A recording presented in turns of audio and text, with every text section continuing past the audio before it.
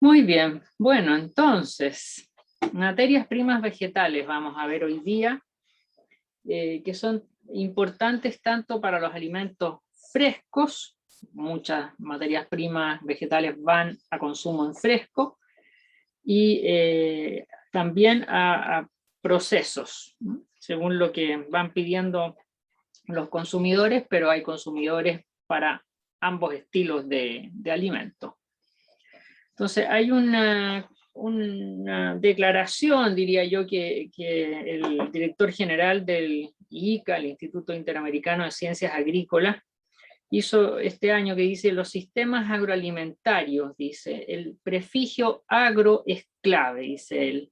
Con él se reconoce que sin producción agrícola no hay materias primas que luego se transformen en alimentos, y por lo tanto sería una utopía lograr la seguridad alimentaria. Bueno, nosotros con la pandemia nos damos cuenta aún más de lo que significa la producción agrícola, ¿no? Porque la producción agrícola va a alimentos, y es una de las crisis que se ha producido ahora con la pandemia. La cantidad de personas que no tiene acceso a los alimentos ha crecido de manera impresionante, y tanto la FAO como el Instituto Interamericano de Ciencias Agrícolas y otras instituciones están realmente preocupadas, y todos deberíamos estarlo sin duda, por volver a tener esta oferta de alimentos para que todo el mundo tenga acceso a la alimentación. Antes de la pandemia, la alimentación ya se observaba un cambio notable. Vamos a ver algunos aspectos de lo que ha pasado después de la pandemia, sobre todo en países más desarrollados que el nuestro, pero la alimentación está en constante cambio, esa es la verdad. Y con la pandemia han aparecido diversos emprendimientos, muchos, ¿no? Y hay un tema ahí que es complejo de manejar, que son todos los emprendimientos informales que no tienen resolución sanitaria para venta, lo que pone en riesgo también la salud de las personas por todo lo que significa la contaminación en los alimentos cuando estos no se elaboran con los protocolos que realmente hay que tener. Entonces, en la revista Food Technology, que ustedes pueden acceder a ella a través de la página web de bibliotecas de la universidad, publica cada mes de abril lo que ellos le llaman los Top 10 Trends, las tendencias de los últimos años en alimentación.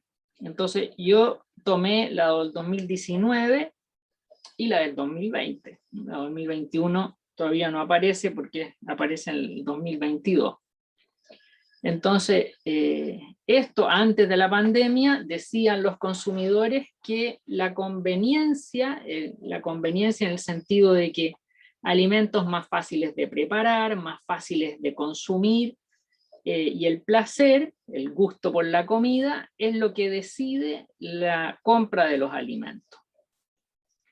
Por otra parte, los consumidores están buscando un beneficio a la salud. El 49% busca un beneficio para el corazón, el 39% para el control de peso, el 36% por los temas de energía, el 31% lo que es bueno para el cerebro, la memoria, y el 23% todo lo que se refiere a digestión. Además, están buscando originalidad, preferencia por nuevas ofertas y especialidades. Imagen natural, transparencia en adición de ingredientes artificiales. O sea, el tema del etiquetado y lo natural tiene una importancia indudable. Comidas a base de plantas, lo hemos visto, lo tenemos cercano, ya lo vamos a comentar. Regímenes de alimentación y alternativas de carne y productos lácteos. Y por último, un estilo de vida saludable, ejercicio y salud mental. Y en el último año, ¿qué ha pasado? El Food Technology de este año, de abril de este año, dice los consumidores recurren a los alimentos para ayudar a controlar y tratar las enfermedades. O sea, lo mismo que hacían antes de la pandemia, lo siguen haciendo ahora. Un tercio de los consumidores desea probar nuevos alimentos o sabores, y el 42% busca alimentos picantes. Esta es una encuesta que se hace fundamentalmente en Estados Unidos, pero esto se refleja muchas veces en muchos otros países posterior, quizás no al mismo tiempo, pero posteriormente. Y también nosotros vemos cómo aparecen las cosas con merquén, picantes, ¿no? Quizás porque tienen más sabor, porque son más atractivas. Después, y derivado de la pandemia, los niños en sus hogares han llevado, en el fondo, al mercado de alimentos a ofrecer mayores diversidad de productos, tanto de alimentos como de bebidas. Fórmulas alternativas de alimentos y bebidas que eviten ingredientes no deseados o alergenos percibidos. Alimentos que no tengan colorantes artificiales, que no tengan saborizantes artificiales, que sean, lo decíamos también antes de la pandemia, que sean naturales, lo más naturales que se pueda. Comidas especiales en casa. Decían que en Estados Unidos, en la primera parte de la pandemia, la gente se había metido a la cocina a hacer cosas elaboradas, el primer trimestre de la pandemia, podríamos decir, pero después ya se había cansado un poco. Entonces, esas comidas especiales, casi como de restaurante, habían pasado a ser, una búsqueda más bien de alimentos aptos para el entretenimiento. O sea, en casa, pero cosas más entretenidas, tipo snack, etc. Y después vuelve a aparecer esto de los alimentos vegetales, nuevos cultivos para alimentos vegetales. Yo he puesto aquí solo algunas de las top 10, y las otras yo les voy a subir el artículo para que ustedes lo puedan leer con calma. Es mucho más largo de lo que yo les he resumido aquí y da muchas cifras, es muy interesante. Ese estudio lleva años haciéndose en la revista esta, y realmente es interesante cada año ver cómo algunas tendencias se mantienen y cómo aparecen otras y cómo se potencian otras y otras desaparecen. Comidas en base a plantas la tenemos cerca, la famosa NotCo, NotMayo, etcétera, con todas las inversiones que les han llegado y con todas las variables que ellos están incorporando de NotMayo, NotMilk, NotIceCream, etcétera. Entonces, una de las cosas que dicen en la página web de NotCo dice: ayer sacábamos comida de los animales, ahora estamos sacando los animales de la comida. Entonces, para ver estas tendencias de alimentos, lo que les comentaba, consultar el número de abril de 2021 de la revista Food Technology. Pueden mirar algunas anteriores y comparar. Interesante. Bueno, nuestro país tiene una producción vegetal de materias primas, podríamos decir, interesante para la industria hortofrutícola, y esa superficie de frutas y hortalizas ustedes la pueden ver en detalle también en las páginas web de ODEPA, por ejemplo, o de CIREN, o de los catastros que se han hecho. En términos generales, en Chile existe una superficie de más de 340.000 hectáreas plantadas con frutales, más de 80.000 de hortalizas. Ustedes ven ahí el desbalance que hay entre una y otra. La primera ha ido aumentando, estos son datos del 2018-2021, y las hortalizas han aumentado algo, pero nunca llegan a lo que son las frutas. Dentro de la superficie frutal, la uva de mesa, el manzano, palto, olivo y cerezos aparecen por ahí como en primeras líneas, y choclo, lechuga, tomate, zapallo y cebolla aparecen dentro de las hortalizas. Entonces, según Chile Alimentos es la organización gremial que asocia a la mayor parte de los exportadores de alimentos de distintos rubros, congelados, deshidratados, jugos, conservas. Ellos señalan que en poco más del 50% de la producción hortofrutícola del país está destinada a la agroindustria, el 80% corresponde a productos frutícolas y el 20% a hortícolas. ¿Y cuáles son estos productos que nosotros exportamos?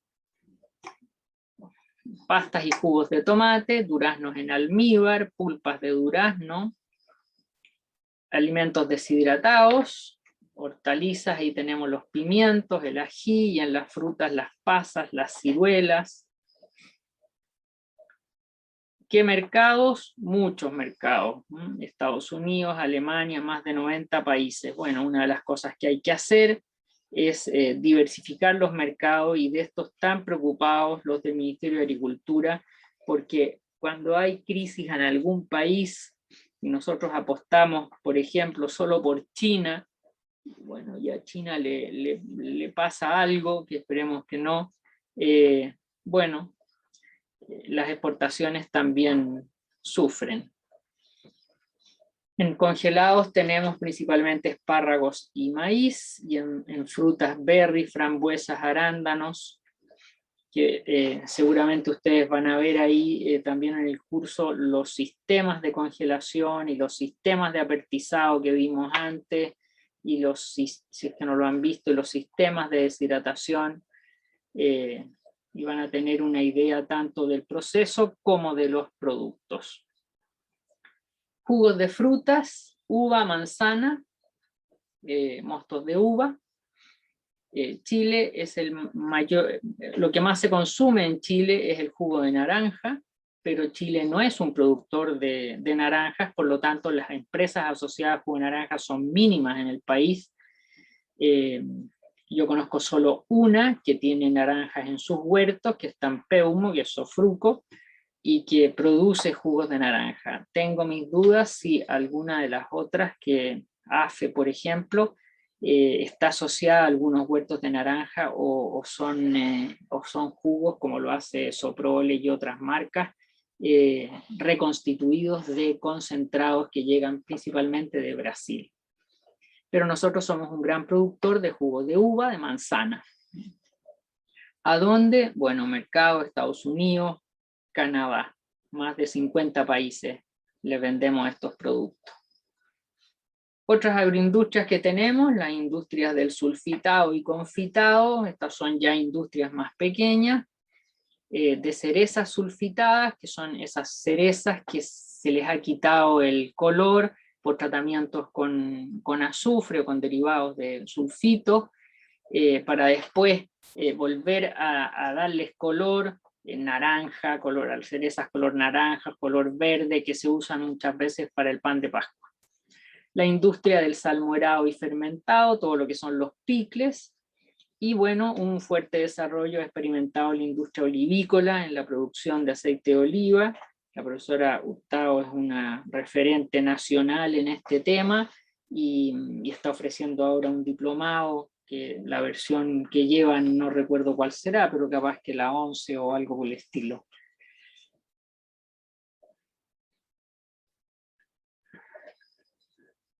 Entonces, ¿qué materias primas tenemos para la agroindustria? Vamos a empezar a mirar con un poquito más detalle. Tenemos frutas, tenemos hortalizas, tenemos cereales, leguminosas, oleaginosas, y los conocidos cultivos industriales. Entre ellos está la remolacha azucarera. Entonces, ¿qué usamos, por ejemplo, de la alcachofa? Ahí está cada una de las partes de la planta que se destina al proceso.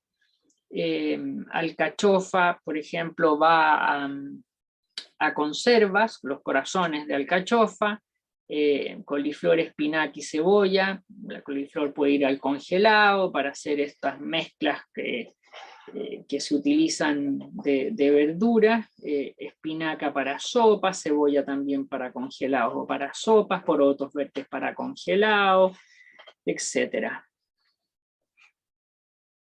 Aquí también tenemos lechugas, acelgas, zapallos, papas, gran versatilidad en la papa para puré, para papas prefritas, para papas en cubitos, para mezclas de papas en cubitos para hacer ensaladas rusas, congeladas, etc.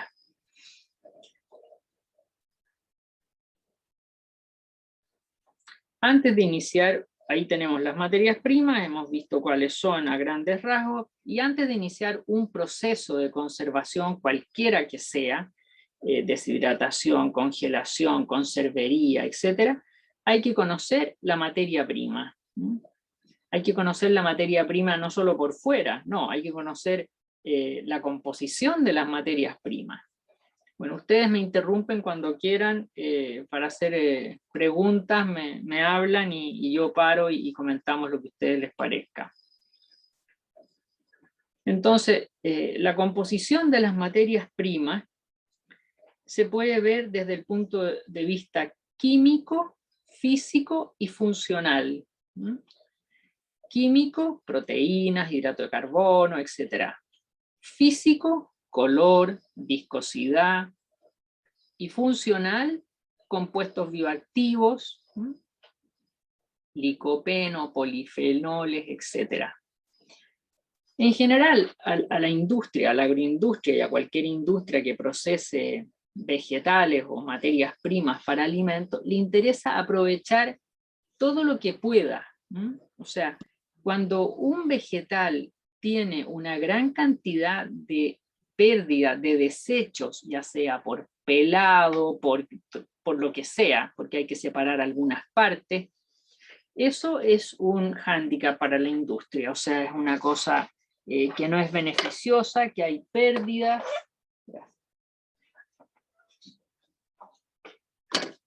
Entonces,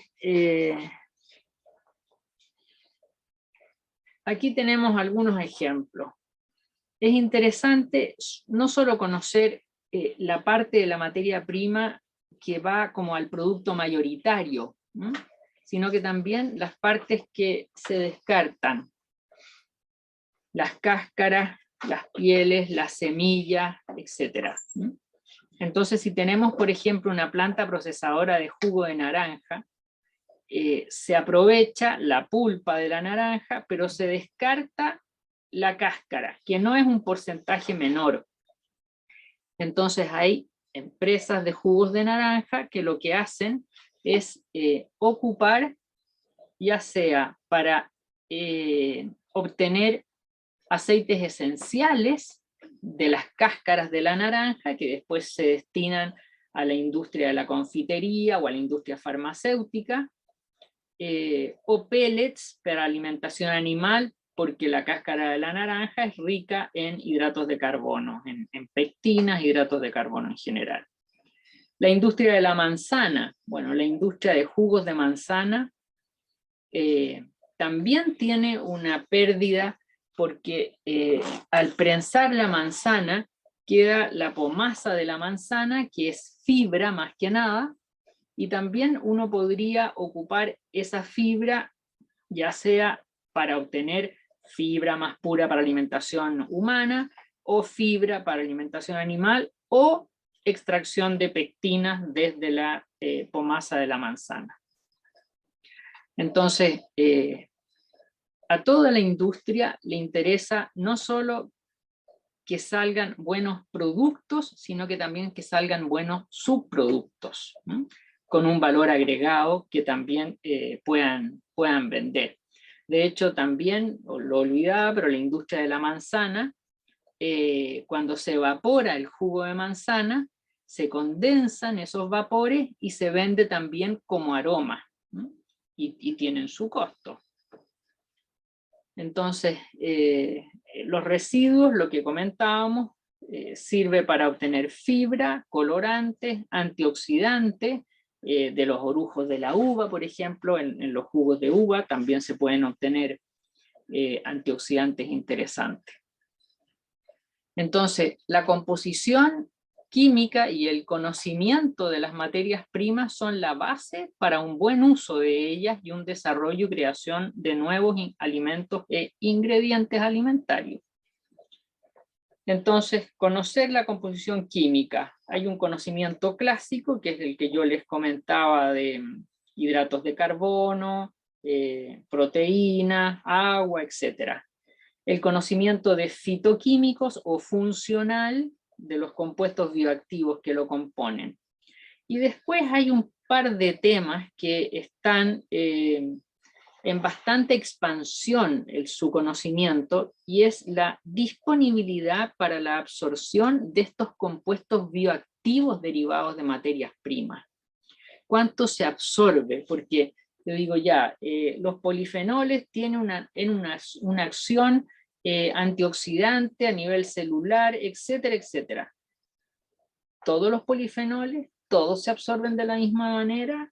¿Hasta dónde llegan? Bueno, esos temas de absorción y estudios epidemiológicos para ver la acción de los compuestos bioactivos en el organismo son estudios a largo plazo, caros, y que requieren muchas pequeñas diseños de estudio, la verdad. Entonces, la composición de las frutas y las hortalizas. Interesan para el procesamiento, los comentábamos recién, esa composición proximal, conocida también como valor nutritivo, las características tecnológicas de acuerdo a las técnicas o tecnologías que van a ser sometidas a estas materias primas, y la presencia de fitoquímicos, compuestos funcionales o bioactivos. Comencemos de a poco. Tenemos que se suele definir la composición de frutas y hortalizas en el compuesto por 100 gramos de parte comestible. Entonces tenemos los macronutrientes, que son el agua, los hidratos de carbono, las proteínas y los lípidos, y los micronutrientes, que son las vitaminas y los minerales. Y después tenemos esos componentes secundarios del metabolismo, que son los fitoquímicos, que tienen gran importancia actualmente, sobre todo por los beneficios que tienen para la salud. Entonces, uno de los temas es asegurar su estabilidad durante los procesos de conservación.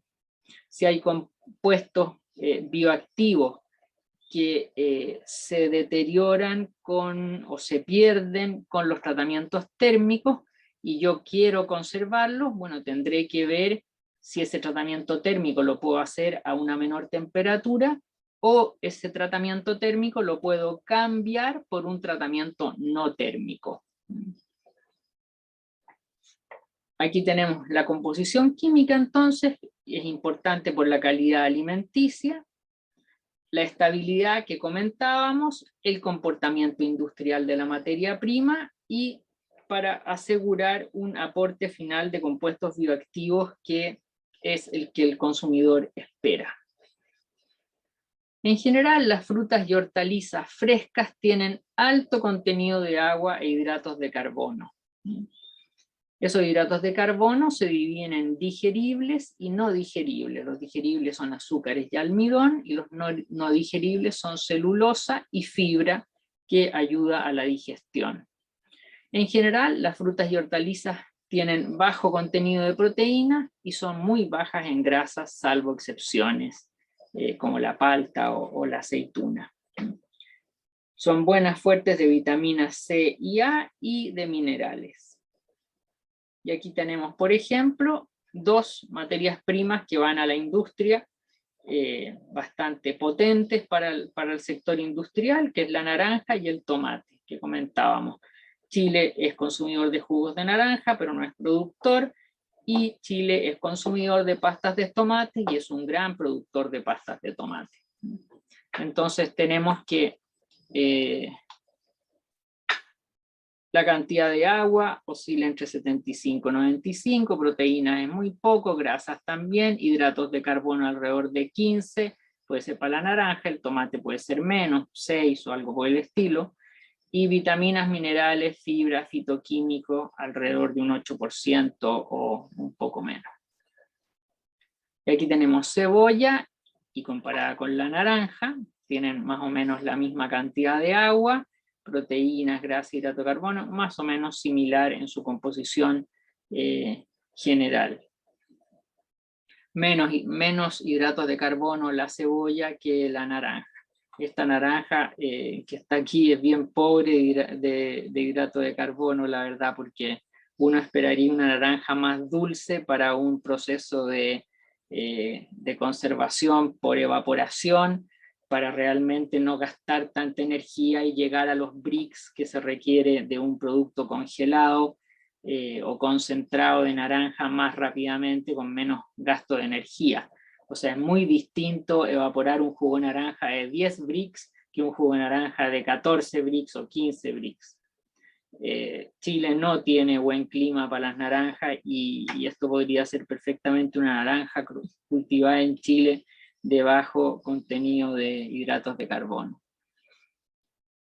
Entonces, ¿de dónde podemos sacar estos datos de composición química? Porque uno podría hacer la determinación de los datos de las materias primas, pero muchas veces hay tablas que recogen en términos generales, que uno los puede tomar un poco como rango, datos de composición química. Entonces, ¿con qué contamos nosotros para tener un conocimiento de esta composición química de alimentos? En Chile tenemos la tabla de composición química de alimentos chilenos y la tabla de materias grasas de consumo habitual y potencial en Chile, ambas publicadas por la Facultad de Ciencias Químicas y Farmacéuticas de nuestra universidad. Después tenemos base de datos analíticos de la FAO, FAO InFoods, tablas y bases de datos América Latina. Después tenemos datos del Programa Iberoamericano de Ciencia y Tecnología, CITED, datos aislados de algunas materias primas, datos de fibra, también tenemos publicado por CITED algún libro. Después tenemos composición de alimentos con una base de datos europea, que es Eurofir, tablas del USDA, el Departamento de Agricultura de Estados Unidos, muy completas, ahí hay todo lo que uno quiera.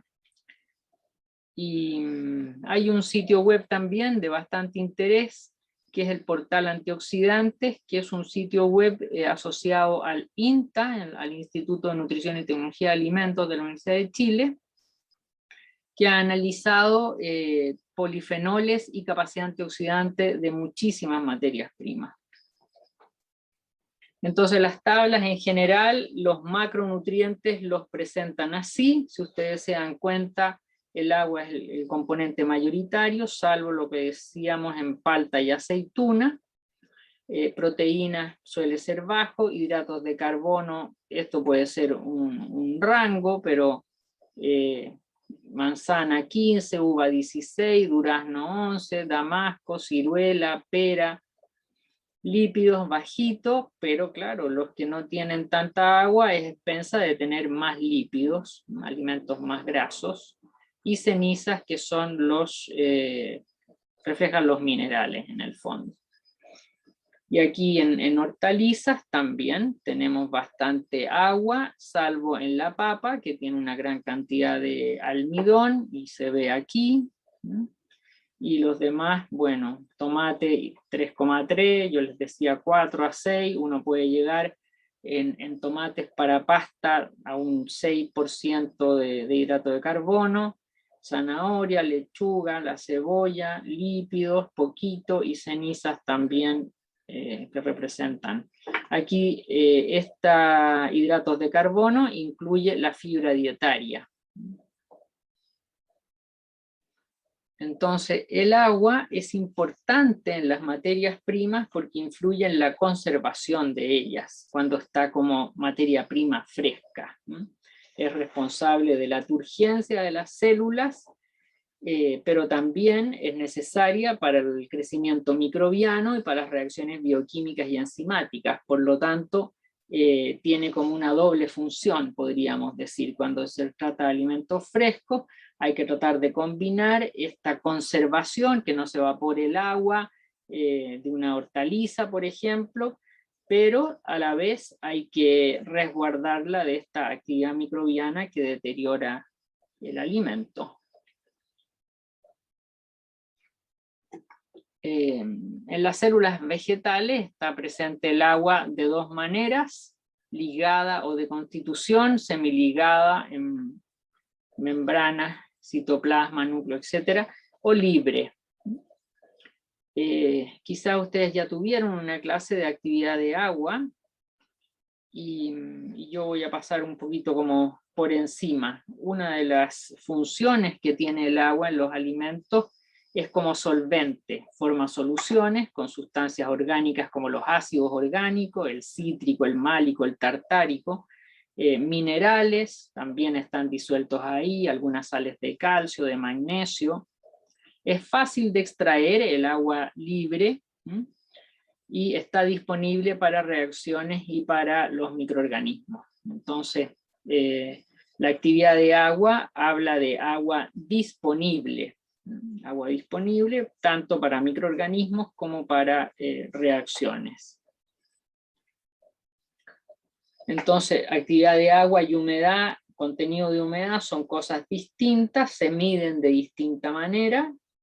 El contenido de humedad habla de la cantidad total de agua presente, en cambio la actividad de agua habla de la disponibilidad del agua, más bien del agua libre, no la que está ligada en moléculas o geles, etc. Entonces esa disponibilidad de agua se conoce como actividad de agua, que es un factor bien crítico en la determinación de la vida útil de los alimentos. Ahí hay unas pequeñas fórmulas que hablan de cómo se determina la actividad de agua, son relaciones de presiones parciales o de humedades relativas o de fracciones molares. La actividad de agua, cuando uno aquí divide la presión parcial de vapor del agua de un alimento partida por la presión parcial de vapor del agua pura, como se trata de agua, es 1. Entonces la actividad de agua del agua pura es 1 y la actividad de agua de todo lo demás es menor que 1. Ahí tenemos algunos ejemplos de contenido de humedad y actividad de agua de algunos alimentos. En la medida que el contenido de humedad es alto, lo más normal es que también la actividad de agua sea alta. Y por eso en actividades de agua altas hay mayor peligro de deterioro y de contaminación microbiana. Aquí tenemos hortalizas, frutas, carne fresca. Mermeladas ya no tienen tanta actividad de agua y tienen menor humedad porque tienen mucho azúcar. La miel lo mismo, los cereales secos porque han perdido agua, los frutos secos lo mismo, las galletas son productos procesados que uno puede decir secos. Entonces la humedad es baja y la actividad de agua también, y tienen un gran tiempo de larga vida útil, diríamos, un gran tiempo de conservación. Lo mismo los frutos secos, si están bien envasados y en ambientes secos también.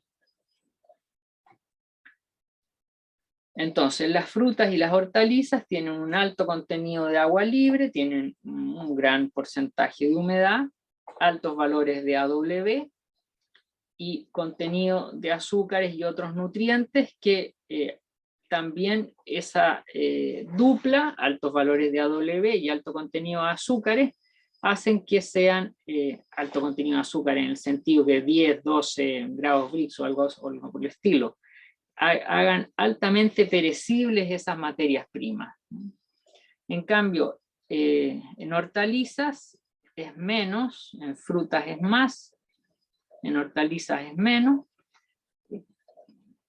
pero bueno, sufren deterioro igual. Después tenemos las proteínas, sustancias nitrogenadas, se determinan como tales por análisis.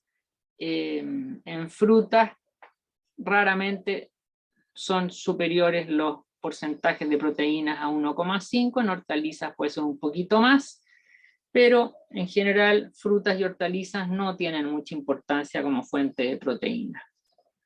Sin embargo, hay algún tipo de proteínas que sí tiene interés en los procesos que son las enzimas.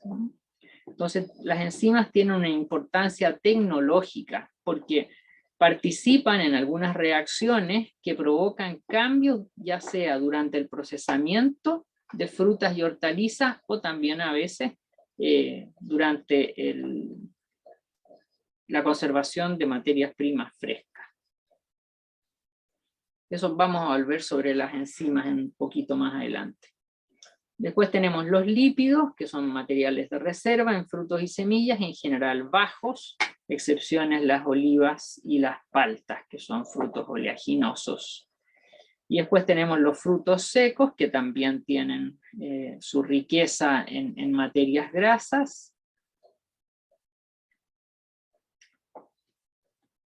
Y los hidratos de carbono. Los hidratos de carbono constituyen la mayor parte de la materia sólida de las frutas y hortalizas.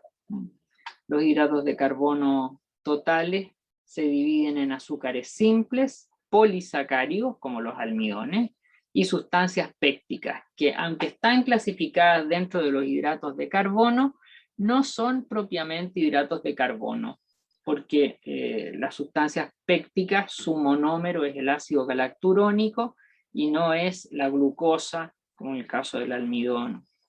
Entre 2 y 30% del peso fresco en frutas y hortalizas es almidón. Más del 60% en algunos cereales y legumbres secas. En cambio, las hortalizas predominan los polisacáridos. En frutas predominan los azúcares simples, en hortalizas predominan los polisacáridos estructurales, son menos dulces los polisacáridos, por lo tanto las hortalizas son menos dulces, pero sí que forman parte de la estructura. Entonces, por eso la rigidez de las hortalizas de hoja, repollo, la lechuga, los distintos tipos de lechuga, y forman parte también de las paredes celulares, polímeros de unidades de glucosa, que son las celulosas, las hemicelulosas. Entonces las transformaciones químicas de hidratos de carbono en frutas y hortalizas van a influir en el sabor y en la textura. Entonces vamos a empezar por las frutas. Al avanzar la madurez, aumenta la proporción de azúcares simples, glucosa, fructosa, sacarosa, procedentes de la hidrólisis del almidón, y por eso a medida que van madurando las manzanas, las uvas, se transforman en frutas más dulces. En cambio, las hortalizas, al avanzar la madurez, los azúcares se transforman en almidón. Menor dulzor, por ejemplo, en arvejas. O sea, las arvejitas tiernas tienen más azúcares y por eso son más dulces y sirven más para congelado, y las arvejas más maduras son un poco más firmes y se pueden destinar a conserva porque el tratamiento térmico las ablanda. Entonces, las pectinas son también de gran importancia en la maduración, porque provocan cambios de textura en las frutas. Entonces, esta fibra de las frutas, decíamos, celulosa, hemicelulosa, pectina, se modifican durante el crecimiento y la maduración. Y las pectinas desempeñan un papel importante en la textura y en la consistencia. Importante en tomate, importante en manzana. Entonces, las sustancias pécticas que juegan este rol importante en la textura son polímeros ubicados en lamelas medias de las células, formadas por ácido galacturónico, unidos por enlace alfa 1,4, esterificados en distintos grados, y que a medida que aumenta la madurez, hay cambios en las pectinas y ablandamiento, y por lo tanto cambios en la textura. Esta es la estructura química de una pectina. dice ahí que la pectina es un polímero de alfa-galacturónico, ácido alfa-galacturónico, con un número variable de grupos metiléster, que están, entonces, están por aquí, grupos metilo. Y eso también le da distinta capacidad a las pectinas. Entonces, ¿cuáles son los cambios que pasan en las pectinas con la madurez?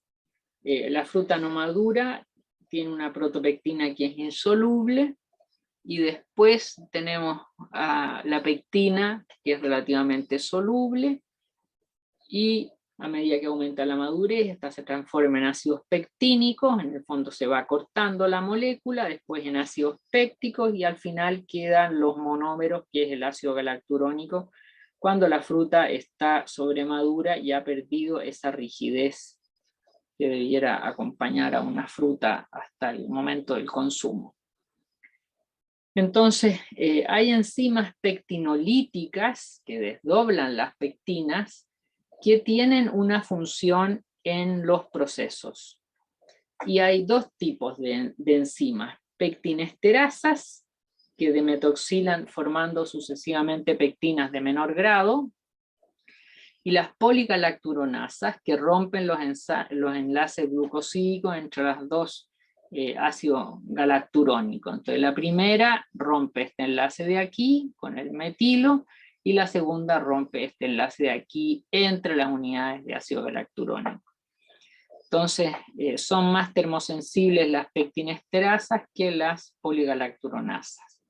Entonces las pectinas son muy importantes tecnológicamente en algunos procesos, como por ejemplo la obtención de pastas de tomate.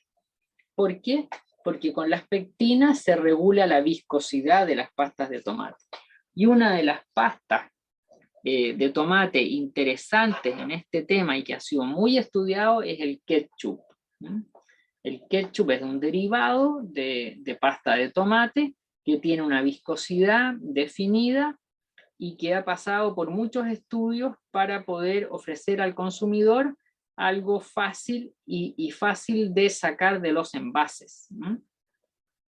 El ketchup, por ejemplo, muchas de ahora de los envases en botella se almacenan boca abajo. ¿Por qué?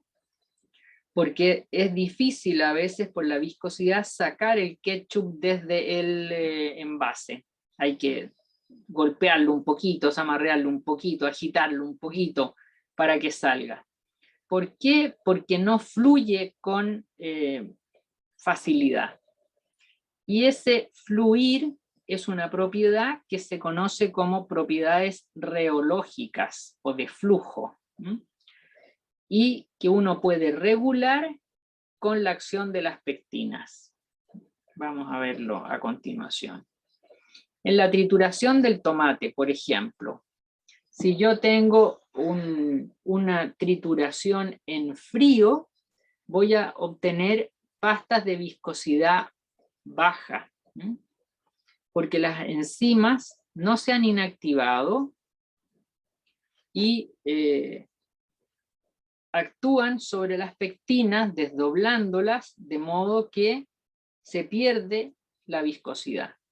En cambio, si yo hago esa trituración en caliente, voy a obtener pastas de viscosidad alta, porque las pectinasas no van a actuar, están desactivadas, no van a actuar, las enzimas, las pectinas van a permanecer incólumes, por decirlo de alguna manera, y va a ser mayor la viscosidad de esas pastas. Entonces, jugando un poco con el contenido de pectinas que tienen los tomates que llegan a la planta y con el tipo de trituración que yo le dé, puedo obtener pastas de viscosidad baja o de viscosidad alta.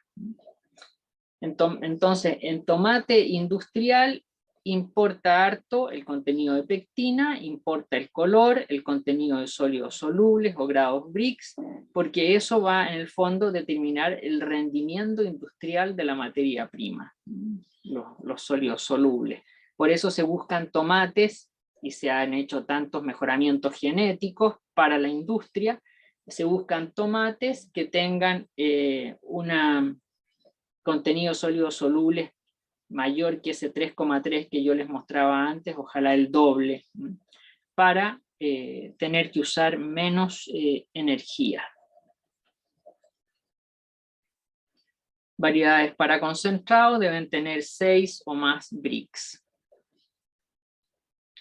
Entonces el tomate para la industria, decíamos, los sólidos solubles o los grados Brix son un importante factor de rendimiento industrial, ya que, claro, es muy distinto aplicar energía para sacar el agua de una pasta de tomate de 4 Brix o de una de 7 Brix. Esos 3 puntos implican un costo bastante mayor de energía. Y aquí hay distintos, los italianos llevan la delantera en el mejoramiento genético de tomates, y tienen bastantes tomates industriales de alto contenido sólido soluble. Después tenemos las frutas y hortalizas ricas en fibra. La fibra se define como componentes de los alimentos resistentes a las enzimas digestivas, y son de bastante interés para la salud, y se dividen según su solubilidad en fibra soluble y en fibra insoluble. Como fibra soluble tenemos los mucílagos, las gomas, hemicelulosas y algunos polisacáridos de reserva, y la fibra soluble por lo general produce saciedad, porque tiene una capacidad de absorción de agua muy grande, se expande en el estómago y uno parece que hubiera comido mucho, aunque quizás no ha comido tanto, y produce saciedad y uno ya no quiere comer. Y por eso se dice que la fibra soluble regula de alguna manera el peso de las personas, o podría uno usar fibra soluble para comer menos. Y después tenemos la fibra insoluble, celulosa, lignina, ciertas fracciones de hemicelulosa, que previene el estreñimiento. Y aquí tenemos, y les quiero poner este ejemplo porque es un emprendimiento de un exalumno de la facultad que hizo el magíster en ciencias agropecuarias y que tenía en Litueche una parcela, y se acercó a mí hace unos 2 años para comentarme que quería hacer un emprendimiento en polvos de nopal. Nosotros habíamos trabajado hacía años antes en polvos de nopal, que son las paletas de las tunas, que el polvo de nopal es rico en fibra y es rico en fibra soluble también. Entonces, esto de comer fibra, a uno se lo recomiendan, y por eso la fibra está más presente en las cáscaras de la manzana, la pera, el damasco, pero hay algunos vegetales que tienen esta riqueza, sí, y uno de ellos son los nopalitos. Los nopalitos, que son las paletas tiernas de las tunas. Entonces, este chiquillo hizo este emprendimiento, consiguió fondos del FIA, le colaboramos en ese proyecto, y después, ¿sí? ¿Alguna consulta? Y después él se consiguió fondos en Corfo y armó su emprendimiento que se llama Bicactus en este minuto. Nosotros lo acompañamos hasta el final de su emprendimiento, y ahora está bastante potente su emprendimiento. Y quiere seguir con otras cosas, y también vamos a acompañarlo en otras cosas. Bueno, vitaminas son pequeñas moléculas que realmente también interesan para la salud. Sabemos que la vitamina C es importante, la vitamina A, bueno, todas las vitaminas son importantes, y frutas y hortalizas contribuyen en la dieta con mucha vitamina C y con vitamina A. Las vitaminas se agrupan en 2 grandes grupos: solubles en lípidos, solubles en agua. Tenemos las solubles en lípidos A, D, E y K, y hidrosolubles, la vitamina C, las del grupo B. Dentro de las cenizas, decíamos, están los minerales, ¿no? Los minerales que, tanto como las vitaminas, son micro y actúan, micronutrientes, y actúan como con pequeñas concentraciones en el organismo. Las hortalizas son más ricas en minerales que las frutas, por lo general, y uno de los minerales más importantes o más abundantes en el reino vegetal, tanto en frutas como en hortalizas, es el potasio. Y dentro de las materias primas, los plátanos y las tunas son especialmente ricas en potasio.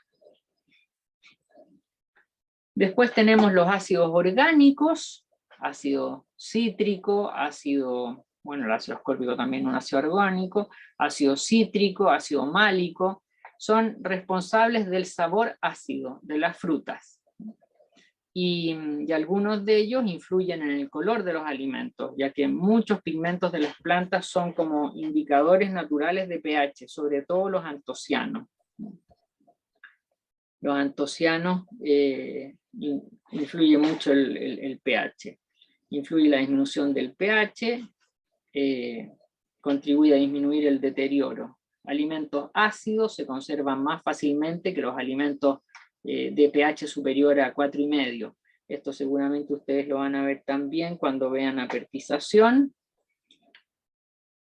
porque ahí hay una bacteria que realmente es peligrosa, que es el Clostridium botulinum, y que hay que controlar con todos los baremos de apertización, tiempos, temperaturas de apertización. En general, en cuanto a los ácidos, las frutas son más ácidas que las hortalizas, tienen mayor cantidad de ácidos libres, por lo tanto tienen pH más bajos, y las hortalizas son menos ácidas porque tienen menor cantidad de ácidos libres, tienen más sales, y tienen pH más altos, y por eso son más difíciles de conservar, y en general se requieren temperaturas más altas o tiempos más largos. Entonces el pH es muy importante en los procesos de apertización o esterilización comercial.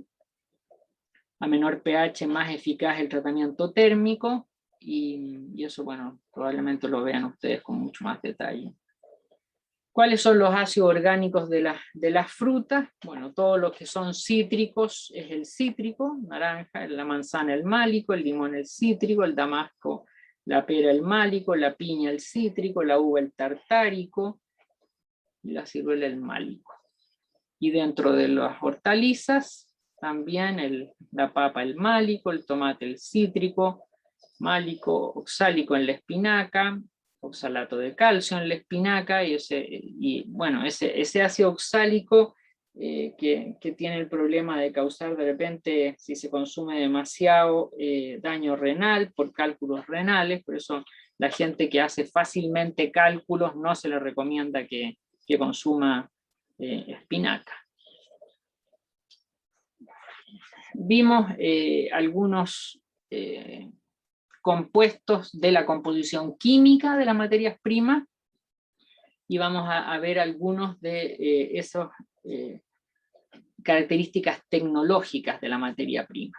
Y una de ellas es el color, que es una importante característica, parte de la apariencia sensorial, que tiene gran influencia en la aceptabilidad de las materias primas, porque las cosas entran por la vista, y los colores llamativos, nos parecen más atractivos. Entonces el color depende de los pigmentos presentes en los tejidos, y esos pigmentos pueden ser solubles en agua o insolubles en agua. Y tenemos pigmentos clorofilas, carotenoides, que son solubles en lípidos. Las clorofilas cubren colores verdes, los carotenoides van de amarillo a rojo, pueden estar en distintas materias primas. El tomate, por ejemplo, los duraznos, que también tienen xantofilas, que son carotenoides, los licopenos del tomate. Y aquí tenemos otros pigmentos solubles en agua, que son los flavonoides, que en rojos, púrpuras y azules, los antocianos, solubles en agua, lábiles al calor, sensibles a cambios de pH, y después tenemos las betalainas, que son púrpuras y anaranjadas, que son típicas de las betarragas, de ahí viene su nombre, y de las tunas de colores. Aquí yo les he puesto una tuna de color púrpura al lado de una beterraga, porque el pigmento es el mismo. Entonces, los pigmentos sufren cambios durante la maduración y también sufren cambios durante el procesamiento o la transformación industrial. Ahí, por ejemplo, tenemos arvejas congeladas, cuyo color prácticamente no cambia, y arvejas apertizadas, que vemos que la clorofila se deteriora por el calor y toma un color verde oliva por las feofitinas y los feofórbidos que se forman. Ahí tenemos habas, lo mismo, habas que podrían estar congeladas, de color verde atractivo, y habas que han sufrido un tratamiento térmico, y tenemos ahí la feofitina o el feofórbido. Entonces, ¿son importantes los pigmentos en los vegetales frescos y procesados? Sin duda, por lo que decíamos, aceptabilidad, color, apariencia, producto atractivo.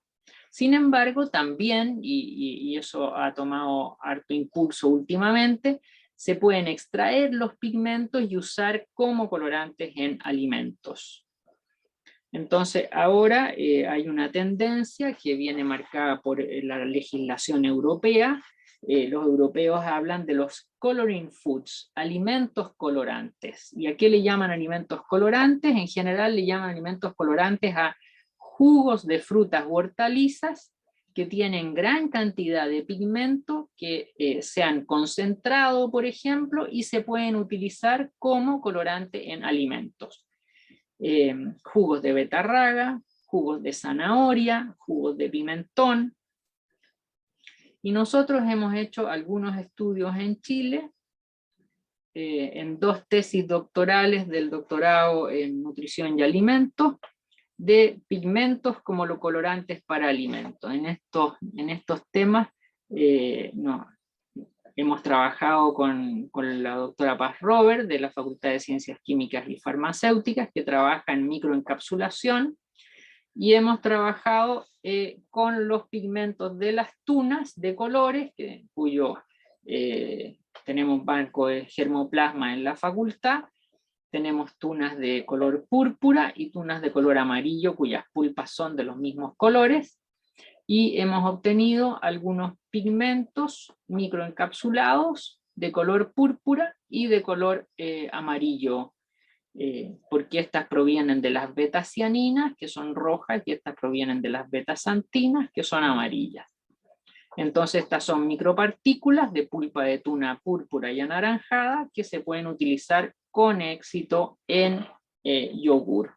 Este es un cultivo de zonas áridas, y a nosotros nos ha parecido interesante estudiar algunos usos de estas frutas que no son tan agradables para consumo en fresco, porque son bastante harinosas.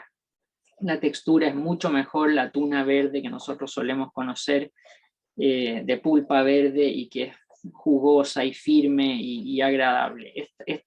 Estas frutas son más destinadas a la industria, y una de las cosas que parecía interesante era justamente obtener colorantes naturales, porque todos sabemos que los colorantes artificiales, algunos de ellos tienen problemas de hiperactividad en niños, y bueno, y las personas cada vez prefieren más colorantes naturales. Entonces, la combinación, seguimos con las características tecnológicas, la combinación entre sabor y aroma, ácidos y azúcares, son las que determinan esa armonía del sabor, esa proporción que hay entre azúcar y ácido. La relación azúcar y ácido es utilizada en algunas caracterizaciones tecnológicas de frutas y de hortalizas. Por ejemplo, en naranjas se busca una relación azúcar acidez definida para determinar si es apta la naranja para jugo. Otras características tecnológicas pueden ser específicas para cada proceso. ¿Y qué procesos agroindustriales estamos hablando? Distintos. Mínimo proceso, deshidratados, conservas, ya los hemos mencionado, congelados, jugos concentrados, ingredientes naturales que ya mencionábamos, estos pigmentos. Entonces, distintos procesos requieren distintas características de las materias primas. Por ejemplo, para pasta, tomate para pasta, necesitamos una gran cantidad de licopeno. No da igual obtener pastas con un tomate a medio madurar que con uno maduro, porque el tomate para pasta se vende por color. Entonces, aquí tenemos un estado de madurez de un tomate, 30% amarillo, y vemos la relación de licopeno, 50%, 90% y 100%. Bueno, realmente nosotros estamos buscando un tomate que dé un buen color en la pasta concentrada. Entonces, para elegir estas materias primas y saber cuándo cosechar, están estos índices de madurez, que son parámetros físicos o químicos fáciles de medir o de determinar, y que cambian notoriamente con la madurez. Por eso se llaman índices de madurez. Entonces, ahí hay algunas características de un índice de madurez. Cambia de forma progresiva con el estado de madurez, está relacionado con la calidad y con la vida útil. Son indicadores subjetivos u objetivos, o sea, pueden ser por visual o puede ser por determinación analítica. Fáciles de usar, baratos, y que uno pueda decir este año este y el próximo el mismo, y etcétera.